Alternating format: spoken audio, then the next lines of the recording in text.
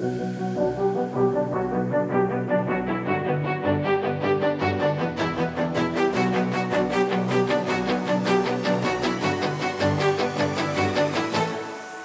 l'économie circulaire, passons un petit peu au social, parce que le social est un élément qui impacte énormément les entreprises et qui est un thème qui est, on va dire, très porteur au niveau de nos entreprises adhérentes qui sont très demandeuses d'informations sur le sujet. Philippe Mertens, quelle est votre position en tant que dirigeant d'entreprise sur les négociations nationales au niveau de la branche plasturgie relative notamment à la convention collective? Je parle notamment de l'accord sur les indemnités de licenciement et de retraite qui a été signé par une autre organisation, Alliance ne l'a pas signé, sur l'accord qui augmente à terme les salaires minima de 2,2% en pleine période de crise, et ainsi que l'accord qui renouvelle une contribution conventionnelle pour 3 ans successifs de 0,15% de la masse salariale des entreprises pour la formation professionnelle. Qu'en pensez-vous?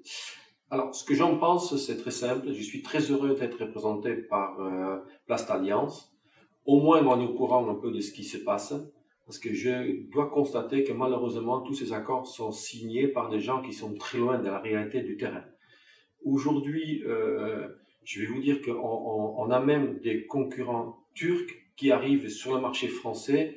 Donc, comment vous voulez qu'on augmente la masse salariale par tout moyen? Comment vous voulez qu'à terme, on peut être concurrentiel par rapport à des gens qui sont à 2-3 000 kilomètres ici? C'est juste pas possible. Donc, effectivement, je souhaiterais que les gens qui signent ce genre de choses, qui se rapprochent un peu du terrain et qui regardent un peu de ce qui se passe réellement et quels sont les vrais besoins des sociétés et bien évidemment des salariés. Mais je pense que la première chose que le salarié a besoin aujourd'hui, c'est de pouvoir avoir une garantie d'avoir du travail à long terme. Et c'est pas par le bien de signer ce genre d'accord qu'on va pouvoir garantir du travail à long terme. Quels ont été un petit peu l'impact du coronavirus et des derniers événements sur l'activité d'ANL ces dernières semaines et ces derniers mois? Alors l'impact, on a eu quand même un impact économique. Le mois d'avril n'a pas été très bon, ni pour nous, ni pour le groupe. Ce qu'on a perçu, c'est que on a, je dirais grosso modo, perdu 10% de chiffre d'affaires. Malgré ça, en France, on a évité de faire le chômage économique, donc on a plutôt travaillé en équipe tournante, on a laissé les intérimaires à la maison, tous les contrats des CDD qui étaient terminés, on les va prolonger, bien évidemment, et tout ça pour pouvoir garantir un emploi à nos CDI, bien évidemment. Mais on a beaucoup entendu que le secteur de l'emballage, ce qui était le cas quand même pour pas mal d'entreprises, était quand même en forte croissance pendant justement la crise sur l'emballage alimentaire ou la partie, on va dire, médicale. Comment cela se fait-il un petit peu que vous ayez une légère baisse pendant cette période? Alors, je ne saurais pas vous l'expliquer. Je ne sais pas pour quelle raison nous en avons une légère baisse.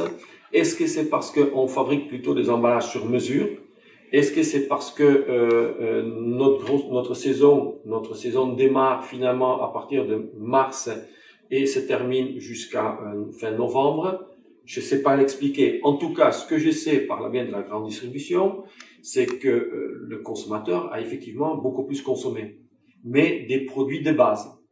On entend assez souvent la grande distribution dire « oui, on a bien vendu, oui, les gens ont acheté, oui, les gens ont consommé ». Mais quand on entend la quantité de papier de toilette, farine et produits de base qui ont été consommés, mais bien évidemment, ils ne sont pas forcément dans les emballages. D'accord. Au niveau des futurs défis d'ANL France, quels sont les grands projets, quels sont les grands investissements qui vont arriver? Alors, comme vous le savez, ANL a investi déjà pour 9 millions d'euros dans un nouveau bâtiment et de nouvelles machines. Le futur gros projet, c'est de l'automatisation. Donc, automatisation de la logistique et automatisation de nos lignes. Donc, on souhaite investir entre 3 et 4 millions d'euros dans le futur pour automatiser nos lignes. Ça ne veut pas dire qu'on va avoir moins de personnel. Non, on va avoir plus de personnel qualifié et technique. Comme vous le savez, aujourd'hui, c'est de plus en plus difficile à trouver des gens qui veulent travailler ou qui peuvent travailler.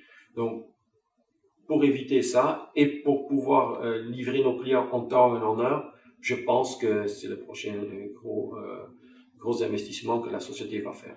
Et bien évidemment, comme vous êtes au courant, on va essayer de travailler ensemble et de signer un ABC avant la fin de cette année pour pouvoir à nouveau, comme je vous ai expliqué, ANL France a été la première société dans le lot qui a signé un accord de 35 heures.